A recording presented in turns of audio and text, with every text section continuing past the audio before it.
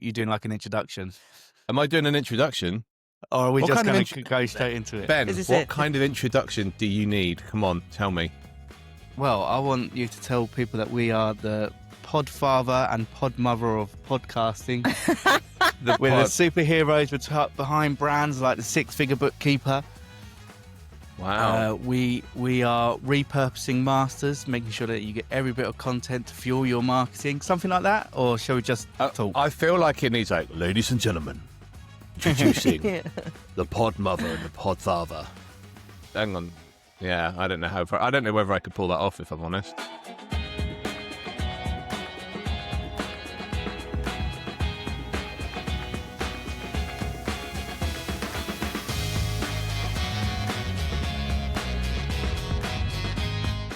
In One a thing I do world want to where say, people though, need to be listened and seen.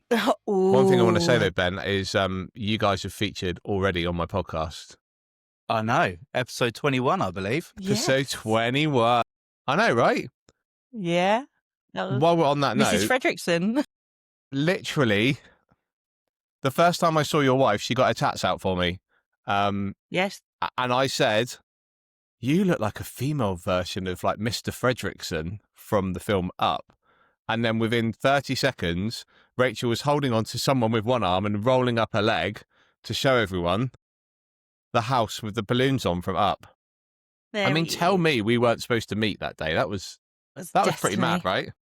It was so weird. And the biggest compliment anyone's ever paid me as well. Really? Wow. Yeah. You look like a little old Sorry, man, sweetheart. but a female version. Yeah. It just means so much to me. So that And I went and told everyone that everyone. that's who you called me. Like all my Wow. family. And they were like, oh, that's so amazing. Yeah.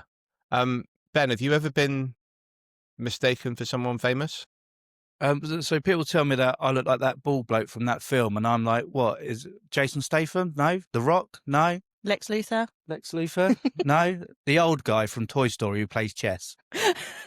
Which is my other favouriteest movie in the whole wide world. So it's okay. My God. It's for display only. So with that in mind, then, are you guys like massive Pixar Disney fans? Rachel is. I'm dragged along. Get sucked into the world.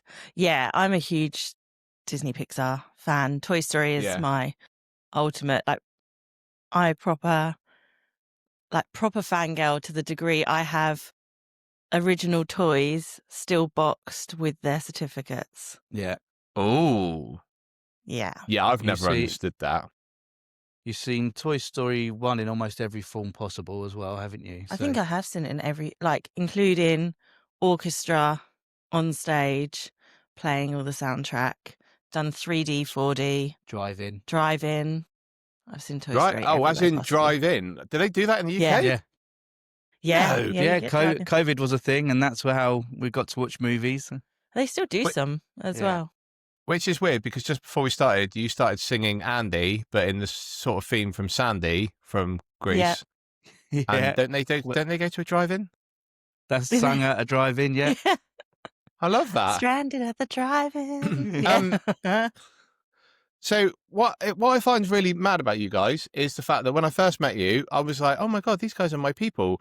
And what followed when we first met, which was the preliminary party, I don't know what version of the party was, in that weird venue where like the Harry Potter bookcase opened and we all went Yeah. into Yeah. the... It was When epic. we got in there and they said, oh, just go through the bookcase, I was like, someone's tripping. Yeah. Just go through the bookcase. There's plenty of space. Oh, and they went, it's just round there. And we were all like, there's nothing there, There's just a dude. wall. There's nothing, there's a There's wall. a library. Like, what are you on Yeah. about? And he was like, don't worry, you're in there. And we were like, in where? We're all crammed like this. It was so busy. We I kind think- of got in there early as well. And there was that mirror where you could see back on people. Do you remember above Was the there? fireplace? Yeah, did you Oh, not see yeah. the mirror? So you were like, oh, there's so-and-so. Oh, but they're like right over there. It was really weird. Yeah, I remember meeting someone in there and they were like there. And I was like, I don't think I've ever got this close to someone I don't know so Yeah. quickly in my life. Are events like a big thing for you guys then? Do you guys like going to events, and kind of what do you get from them? And Yeah, so we take our podcast studio to events. We do interviews there. We like try and get involved as much as possible, give something else that makes it a bit fun for people to have something a bit different. So yeah, events are a major thing, and it kind of gives people a chance to see what we're like, how it is to work with us, what we can do. Yeah, when I first came into the business, networking was the thing I wanted to do, and like I always said, like I needed a T-shirt that said like coffee, cake, and creativity. Like that was my thing. Nice. And so, and networking's great, but then I realized there's a difference between networking and community. Yeah. And I was like, oh, hang on a minute, there's something else going on here. And networking's like, it depends on the type of person you are. And we're very much like all in people and very supportive, and we want to push people higher and things like that. So for us, actually, the community side of things works so much better.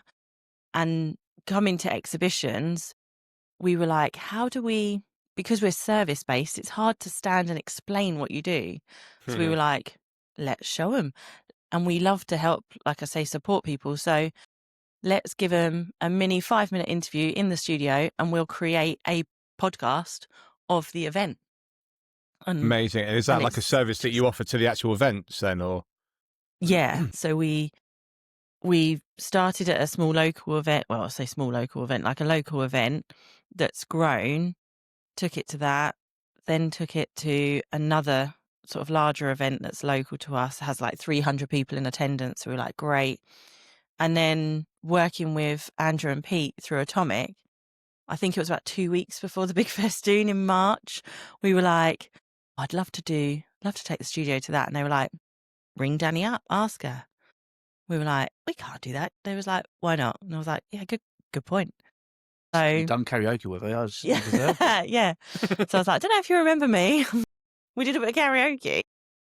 Do you want us to bring our podcast studio to your event? Was that photo that I think is the infamous photo of like Atomicon? Is that not you and Danny?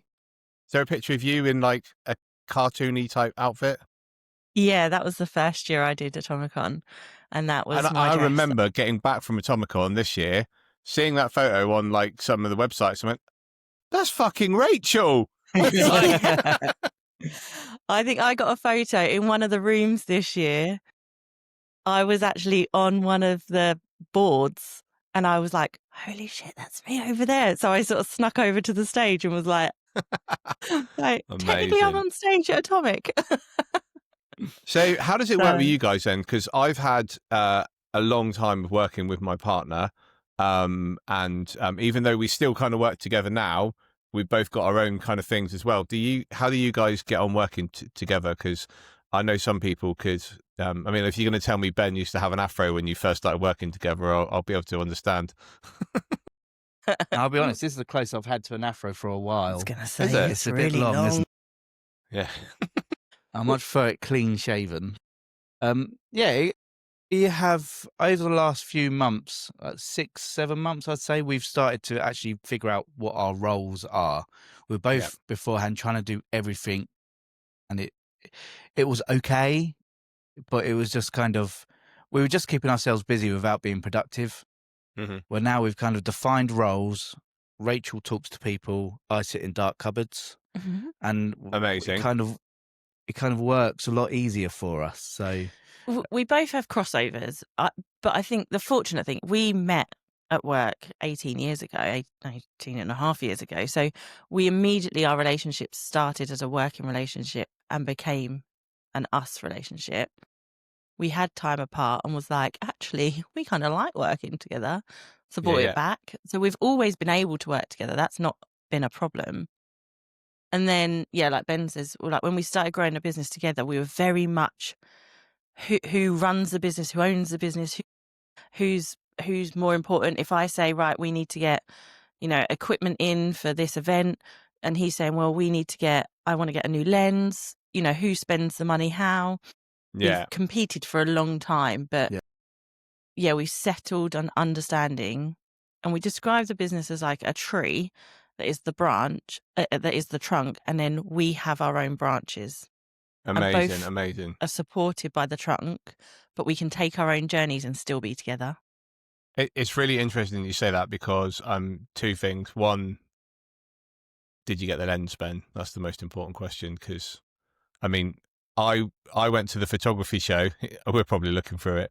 I went to the photography show, and it was actually, for me, it was an interesting moment for me because my wife and I have been working together for a while, and she has almost been like the boss of the accounts, and not in a kind of controlling way, but because she's just way better than me. And I remember being at the photography show, and I was like, "Oh my god!" It was like a 1.4 85mm lens, Canon lens, and I was just like a dribbling mess. And she just went, "Buy it," and I went, "What?" And she was like, "Just buy it." I was like, Can I afford that?" She was like, "Yeah, just go buy it." And I was like, "Oh, okay, cool. This is how it works," because like she's playing to her strengths of what she was doing. And she knows that what that lens means to what we could do with regards to portraiture and stuff like that. But ironically, Kate and I both met in a surf shop working together, kind of went our separate ways work-wise and then came back together. So, Yeah. interesting. Yeah. Well, it's definitely like the whole defining roles and figuring out who does what now means that the buying of the lenses, the equipment improvement, spending money on stuff, it's all becoming a lot more possible now. It's all becoming because we're not keeping each other busy. We're not trying to like always the question of what you up to, what you up to, what you up to. It's like, are you doing such and such? Are you doing this? Like, no, Rachel trusts that I can get the work done. Mm-hmm. I can trust that she can keep an eye that the money's not being overspent. And then in a matter of moments, we've got enough money that we can start investing in equipment. We can start hiring staff. We can start going to bigger and better events. We can talk more on stages because we've now offloaded certain things from the other person that they don't need to worry about it. There's not a guilt there. Like I used to feel guilty if I said, "Oh, we can't do that. Like we can't get that lens or that yet." But it wouldn't be long before I was like, "Okay, we can't get it yet, but I'm talking to this person and lining up this job, which will get that, which will mean this." And all of a sudden, those dominoes were just dropping themselves. And it was like, "Oh, this is easy." Yeah. How do you guys? Because you guys know I talk about work-life harmony, but like, how do you kind of manage that being parents and running your own business? Is that something that are your kids part of your business, or like how does that work? Slave labor.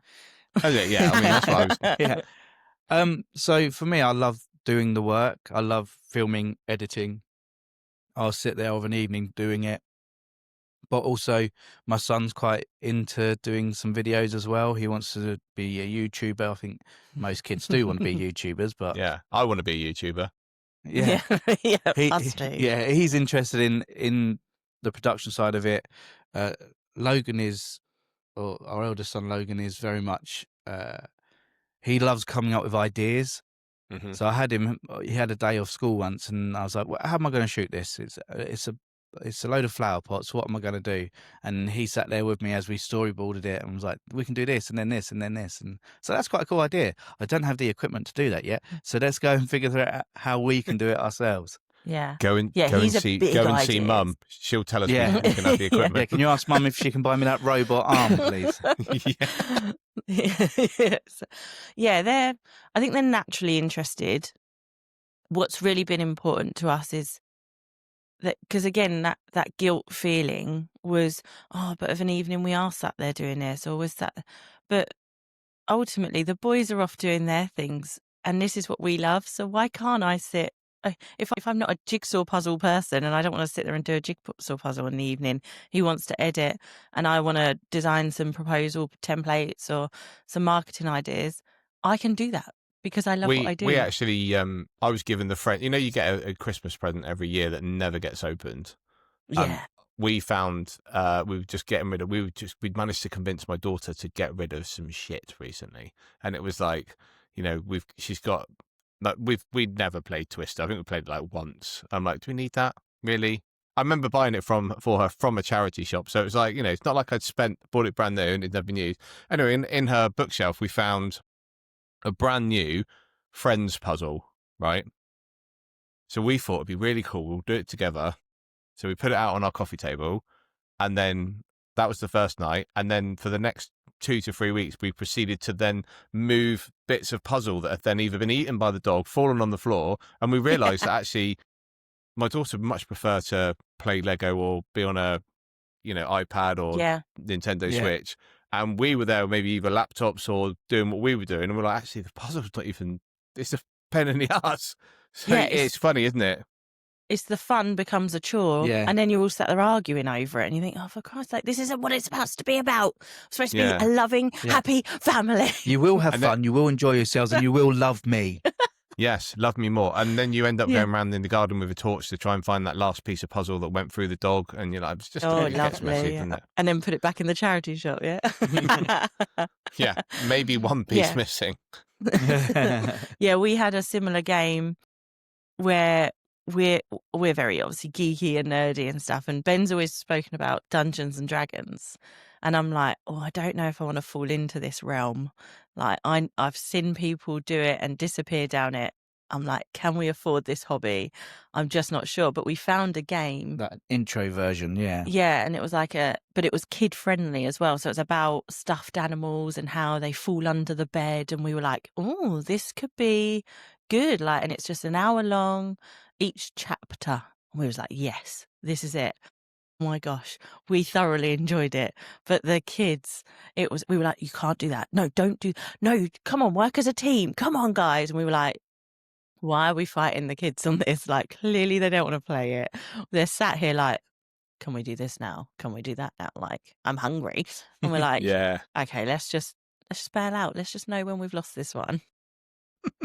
Amazing. So, guys, you obviously now have how long have you guys been running your business together then? Well, we've been running businesses since 2013, as well as working other jobs.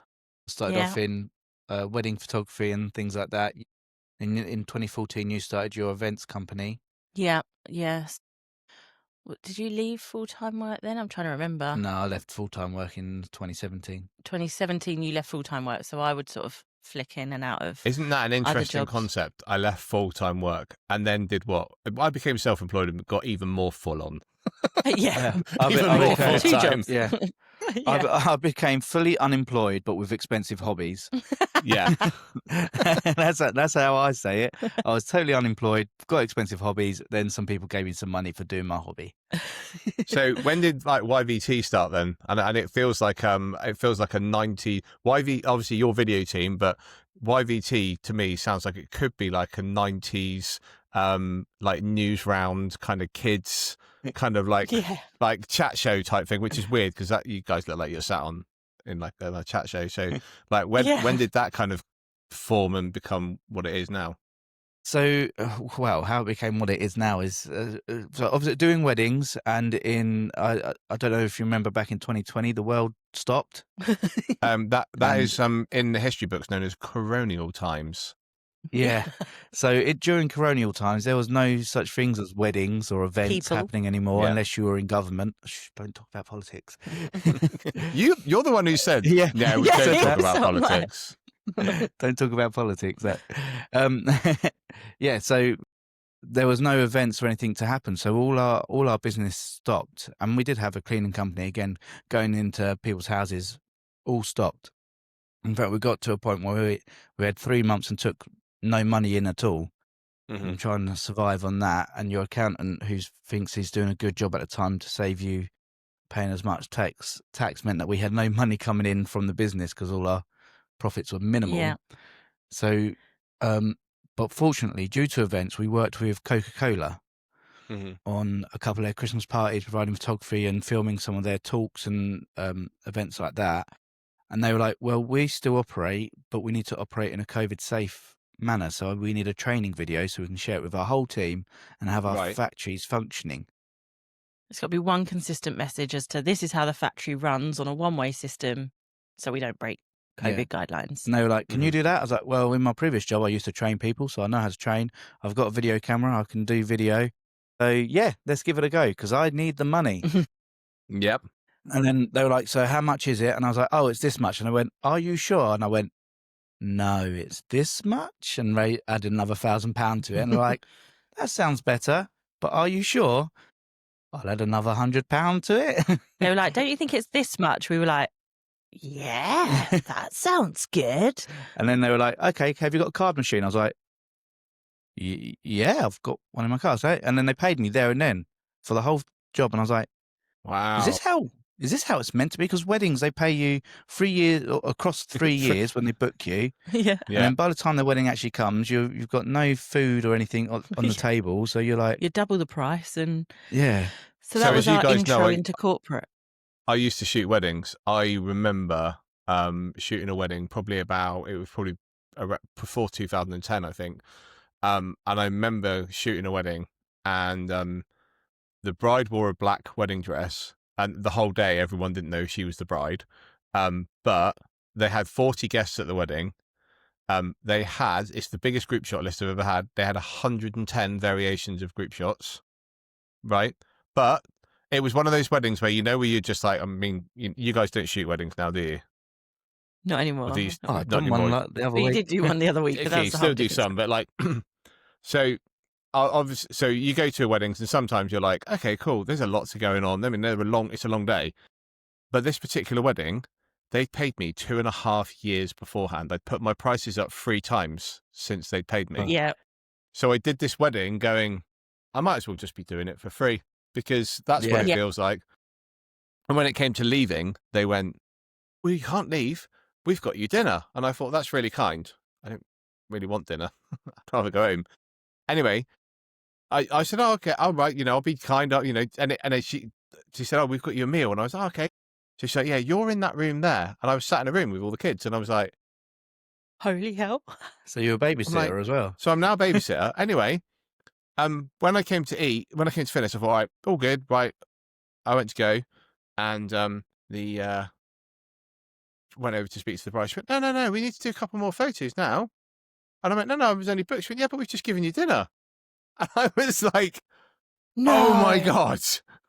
So yeah, from that day onwards, I never, ever, ever shot another half-day wedding. But it was the nearly 2.5 years beforehand. I'll never forget her mum being in my studio. Oh, we'll just pay now. And I was like, brilliant. But it's the best thing ever. Worst. So that jump to corporate then, to you then, how did that kind of change things for you? Because I had a very similar thing. Mine was, do you remember the, like, I don't know what they were called. They were the like electrostatic steam guns that people would go around and clean. So we were in COVID times when they started to open. I worked with a cleaning company to create a video. The lady's partner, she had COVID, been put in hospital, like in intensive care. They came out of it. They had a cleaning company. They're like, how can we create a cleaning product? So they did electrostatic cleaning. So we created a video going around to all the to a couple of gyms, car dealerships, and we're like, basically this woman dressed in like this white suit with like this whole think E.T. kind of like firing this gun. I will send you guys the video clip actually afterwards, because you'll probably think it's quite funny. and that's what was my, oh my God, because a lot of my business at the time was similar. It was in events, we were going to like Excel, Olympia, that kind of thing, and you're like, oh yeah, we're closed. And you're like, oh my God, like nothing, you couldn't do weddings, and weddings were the last thing to be released. I remember there was a cafe next to my studio, and they had been allowed to open to do coffees and teas and all that all the way through. And they were given all the grants, but we weren't, because we just weren't allowed to start work. It was crazy. No, so it was crazy. But yeah, we were very fortunate where I then had a cybersecurity company who started introducing home working. And they're like, well, we still need to have all the servers and stuff doing. So we have hybrid home workers, and we then need a introduction video, a recruitment video, which our recruitment video got nominated for an award, which I was well chuffed about. Nice. Against companies like Barclays and Sainsbury's. And I was like, oh, it's just a little firm. But they didn't tell me that it went up for an award. I found out about it on their LinkedIn, on their LinkedIn profile, saying, "Oh, so proud that our recruitment video." I was like, "Oh, what? Have you done another one?" And I looked, and it was the one that I made. I was like, "Oh my goodness!" I'm Don't you nominated love for an that when it award. comes to awards? Because there are so many awards things out there now. You pay to do them, and they're like, "I've just won Best Video Podcast of the Year award." I'm also in their membership, and I pay them £1,000 to enter. Yeah. Yeah. There's a fair few awards out there we're beginning to learn that we're like, it's not quite, that's just mates. Yeah. Like, I saw another one that said, "Oh, my book's up for an award. Can you all log in and vote for me?" And I was like, Yeah. no, it's not. I found It's out not the an other award day that process. in order to be an Amazon bestseller, you just have to sell 200 books in an hour. So basically, if you go to an event and you go, right, everyone can have my book for free, or if you buy my book and send me the receipt, I'll give you this for free. Suddenly, in an hour's time, you're an Amazon bestseller. Yeah. And you're like, it's crazy. yeah, it is Yeah. crazy. See, so how did that like transition into like where you are now then? Because obviously, like where you are now, doing what you do now, I do enjoy watching your videos, especially the poo emoji when you did the tour around the studio and Ben walking around. How did that transition into where you are now? Because you guys have actually got like a studio and stuff now, right? Yeah, Do yeah, we have, and I feel like the sun's coming right in through the window, making me turn even paler. you don't like it, do you? I can love see it you. because it's funny because and I hope you don't mind me saying this, guys, but I always find whenever I was doing video stuff myself, I would be like, "Oh my god, the sun's coming in." I'm like, "This doesn't make me look good." But the fact of it is, when clients come in, it'd be like everything would be like 1000% perfect. Yeah. But did you guys did you feel like there was like a demand for people to go to do like podcasting in places and so forth? Because obviously, you So know, the podcasting came about because when we started the business, or when I then came on board with the business. So when we first started in COVID, obviously we did then get to a point where we were like, we need money to still have a family and a house. So I went and got a real job and became employed again, and sort of carried on working, supporting Ben however I could in the background, promoting, and on occasions also using his services through the businesses I was employed on as well. I was like, let's just build this, let's do this. But very quickly we were finding that there was this roller coaster where he'd do loads of promotion, get a job, but whilst he was doing the work, there was no promotion. So then he'll crash and be like, I've got no money again. Like, what are we going to do? And we'd go through this horrendous worry all the time. So I said, well, what you need is a marketeer or someone out there talking about you all the time. So the job I was in became quite toxic. My mental health deteriorated. And we was like, look, there's no point us having money, but me being completely mentally drained, not there. Like when I'm home, I'm not home. All those things that came with it. I said, look, let's... Yeah, supposedly my new camera wasn't worth Rachel's mental health. No. So we was like, let's be poor and happy. So so I came over into the business to do that side of things, and we thought, well, look, let's look at people like Stephen Bartlett who are doing podcasts, and Mel Robbins and those, and they're doing really well. So let's start our own podcast. We'll become rich and famous. Everyone will know us, want our videos. It'll be amazing. No time at all. I'll be dancing on Strictly Come Dancing. Yeah. We'll be superstars. It'll be amazing. I'll be in the jungle, you know, and it flopped, and it was really, really bad. And we were like, you never what? made it to eat goat's testicles or anything then? No, I had to buy my own. Not yet. I've had to buy my own. Our local butchers is amazing. Yeah. So we were like, but it kind of opened up this thing where we were like, well, why did it flop? What happened there? What went wrong? And we dove into this, and then we fell right into that wormhole and was like, well, not only can podcasts be amazing because you can tell your story and you can build a relationship, but actually if we cut this snippet out, that could be a reel. And if we utilize that conversation and turned it into a blog, it could do this. And if we did that, and all of a sudden we were like, hang on a minute, there's a service here for people. So that's what we did. We started building that service. But we couldn't do it from home because what we were finding is that a lot of other people were working from home. So when we said to them, well, yeah, you can do a podcast. Like, we'll come and film it at yours. They were like, no, we want a space. But the spaces were either we couldn't get a regular one, or they were always changing. So when we had the same or they were in client, office buildings and you could just hit everyone in every other office because offices' walls seem to be paper thin. yeah. And you can hear doors shut in and people murmuring and things. And we were like, this isn't working. So we decided to get our own sort of studio. Also, we wanted to work out of the house. So we got a office space where half of it was a studio, half it was an office.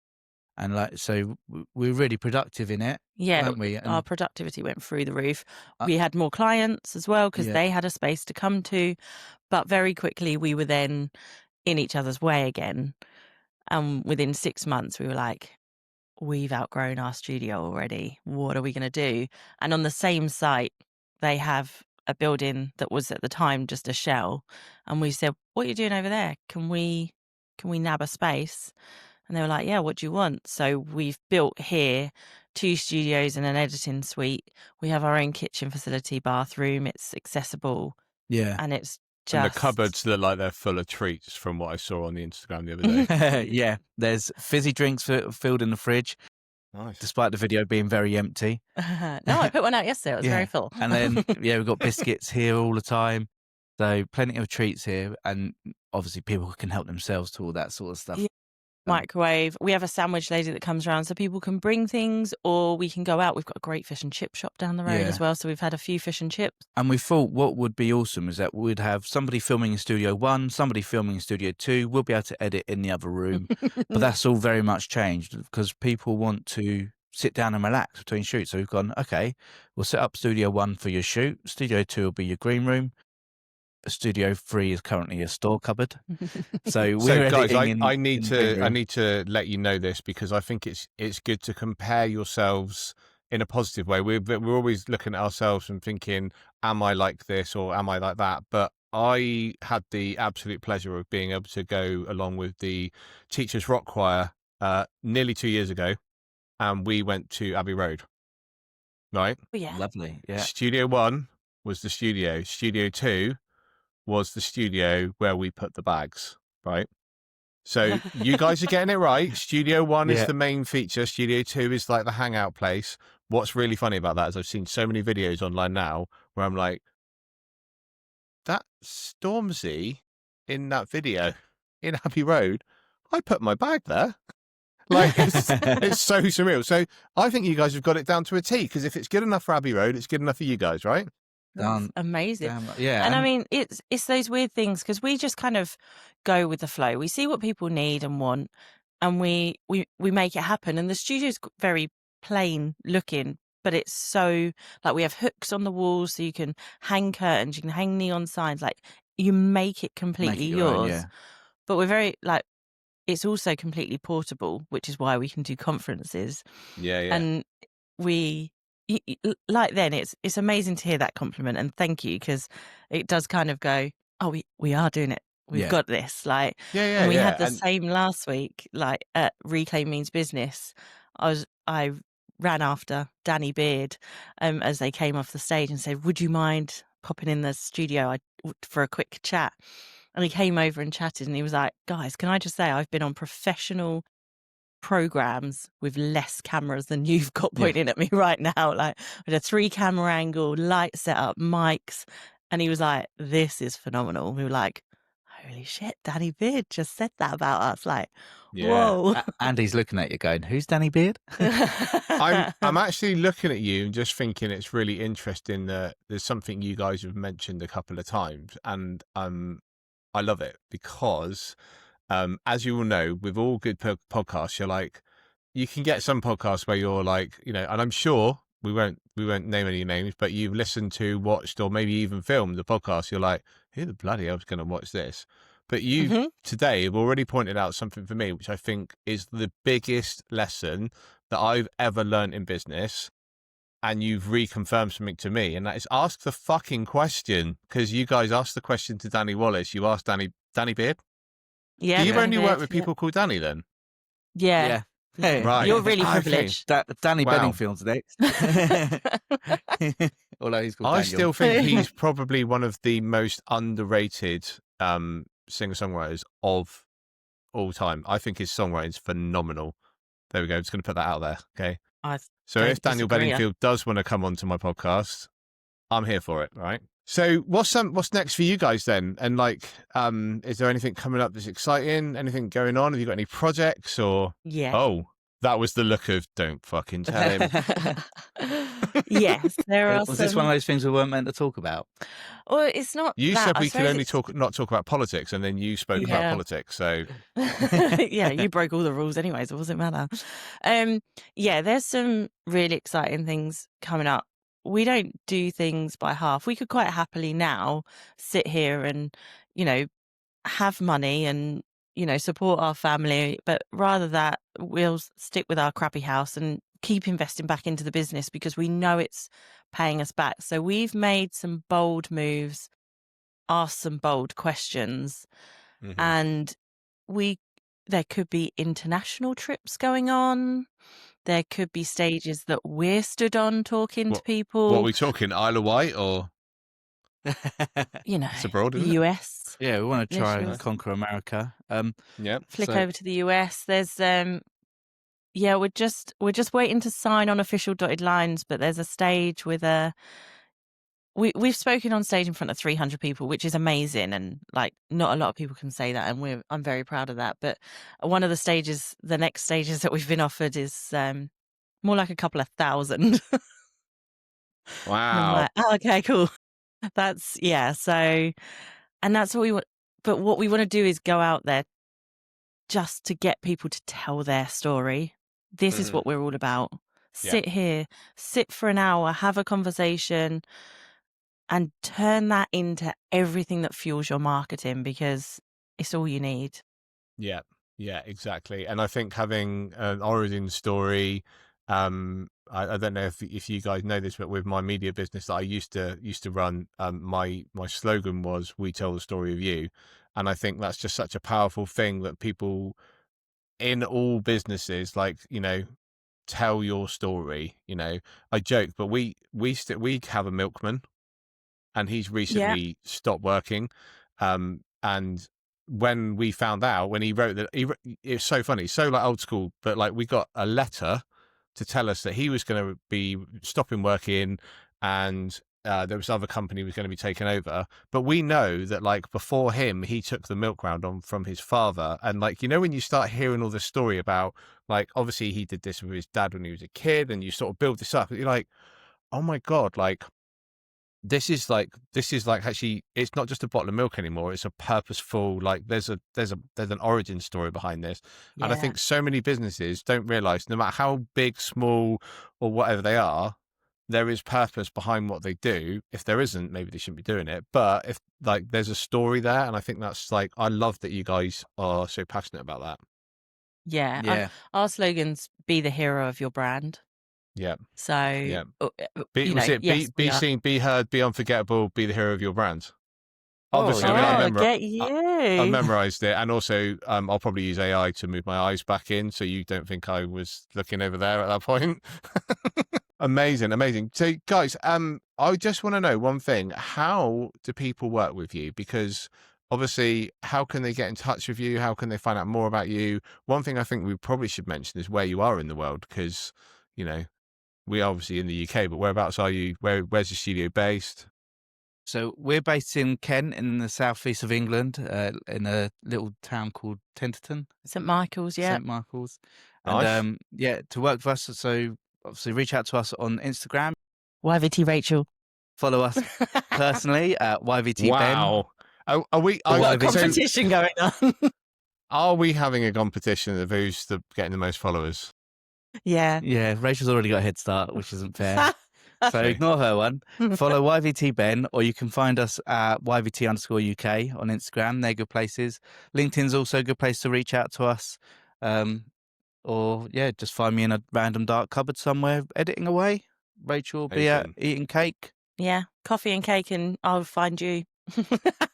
So I think one thing yeah. to really point out as well is obviously people can travel to you as well, can't they? So there's Yeah. so much, you're not just Yeah. mobile, you are obviously got the studio and so forth. And I think that's good because we spent a lot of time working from home, and I think so many people will need to get out and go and tell their story. And, whether it's at events, whether they catch you at an event on, doing a podcast at an event, or come to you in the studio, which I think you're just going to get such a more personal service and biscuits.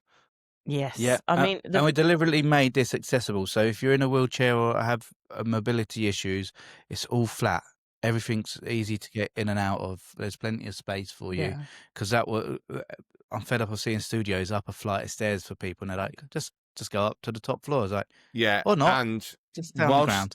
whilst I know that it is all about the accessibility, Ben, I have sat in front of a computer for a really, really, really, really long time before, and then tried to manage stairs. So it's a good job that you don't have stairs, because there's nothing worse than trying to walk after being sat down for like 10 hours. Oh, yeah. I mean, we did a shoot, didn't we? And they were like, yeah, it's on the 5th floor. We was like, we've got an elevator. They were like, yeah. Walked over. They went, oh, it's out of order. I was like, thanks. Yes. And it was like 300 meters away from where the actual final destination was on the other side of the building. You're like, this isn't accessible. It's just brilliant. Convenient. And I always find that things like that, it's always the one where you park your car outside and you've got like 20 minutes, but you've got to do 5 flights of stairs. And by the time you come down, there's a guy stood there going, yeah. Yeah. Hello. Oh, and it's not always in one trip you can take everything in. No. Amazing. So yeah, like, we're also like, I love a conversation.